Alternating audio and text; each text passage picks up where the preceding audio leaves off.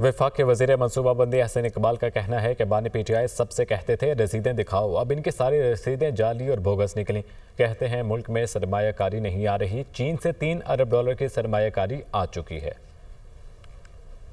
इनका लीडर सारी दुनिया से कहता था कि रसीदें दिखाओ, जब अपनी रसीदें तोहफों की दिखाने की बारी आई तो सारी रसीदें बोगस निकली, जाली निकली।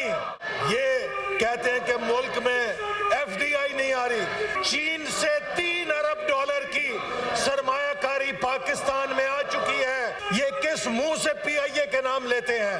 ये वो लोग हैं जिन्होंने पाकिस्तान की शहरी हवाबाजी की सनत को, PIA को कई सौ अरब का नुकसान पहुंचाया।